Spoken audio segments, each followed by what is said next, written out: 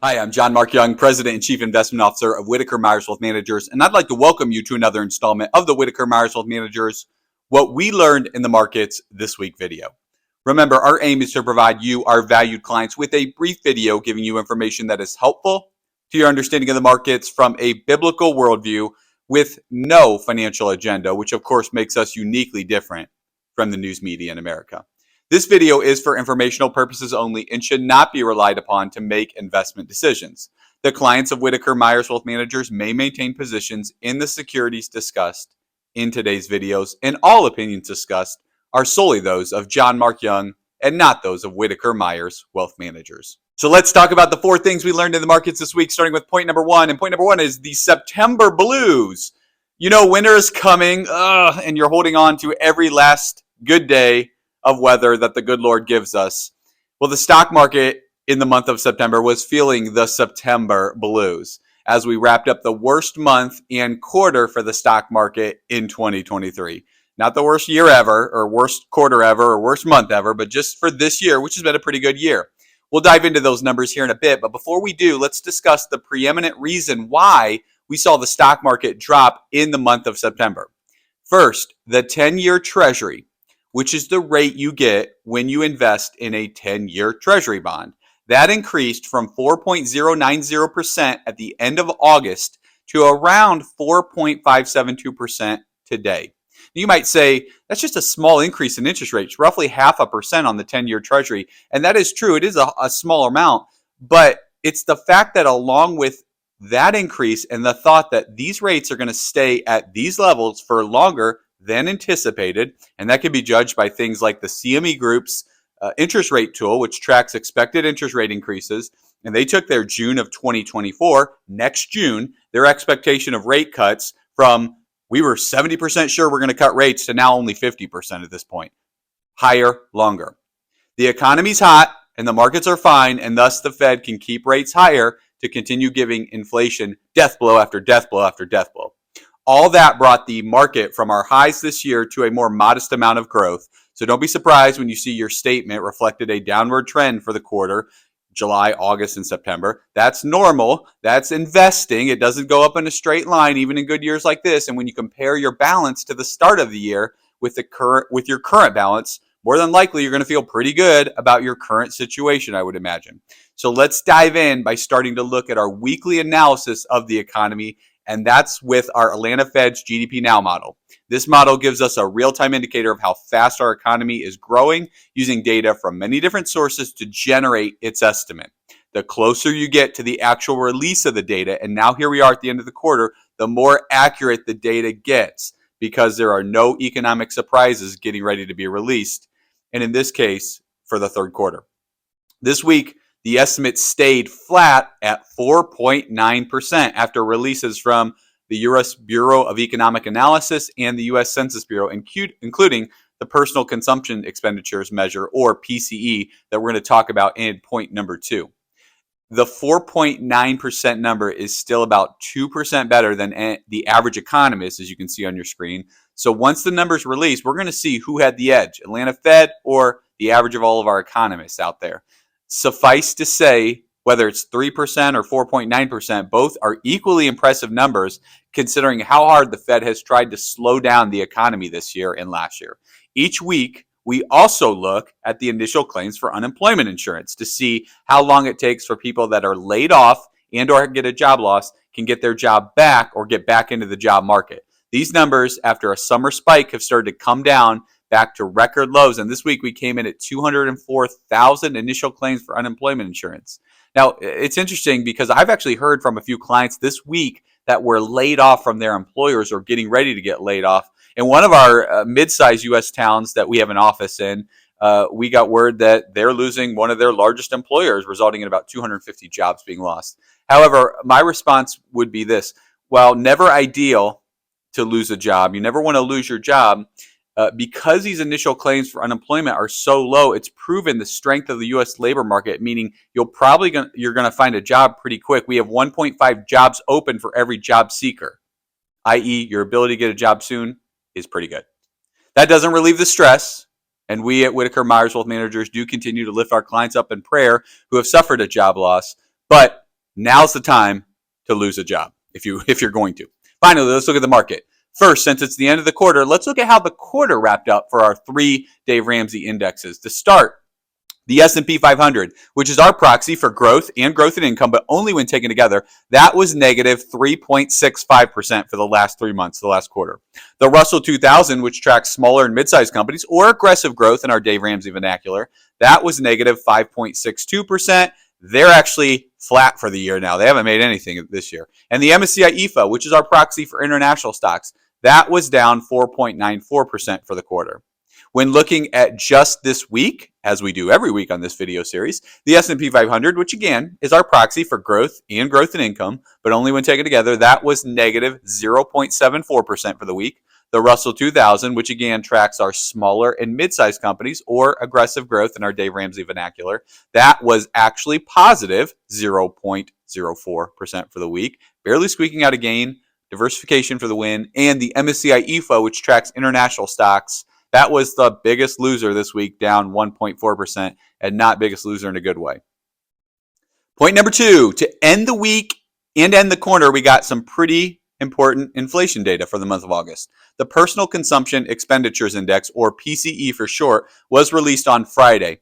This is the Fed's favorite inflation gauge to look at.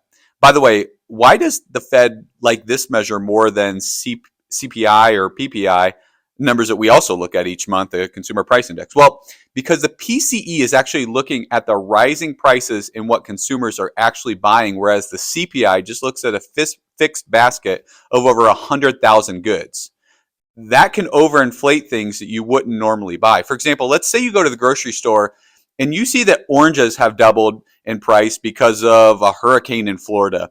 So you decide, I'm not going to buy oranges this month, I'm going to buy apples instead. Well, PCE would pick that up, and they would use the price in apples, if there were any, as opposed to using oranges, because oranges aren't being bought by consumers right now. So it's a timely measure of what consumers are actually buying and their price increases, hence the Fed's desire to primarily use this. So for this month, core PCE, which excludes the volatile food and energy, that rose 0.1% for the month, which was lower than what economists were expecting. They were expecting a 0.02. And on the year, it now sits at 3.9%, matching what economists were expecting. If you include food and energy, the PCE numbers came in at an increase of 0.4% and 3.5% from a year ago. This is a slight increase from our annual number, which was 3.2% in June. And this is the first time that the core PCE, remember core meaning non-food and energy, actually hit under 4% in nearly 2 years. So nice downside momentum in those numbers from the core side. Energy, just like in the CPI and the PPI numbers, was mainly what drove those numbers for this month. It accelerated them 6.1%. Although on an annual basis, energy is actually down 3.6% and food is up 3.1%.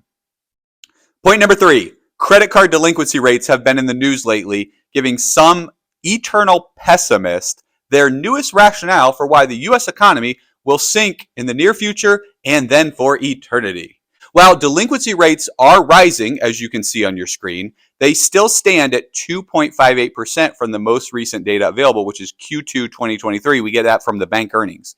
As you can see, they're on the rise. No question or no argument I can make there.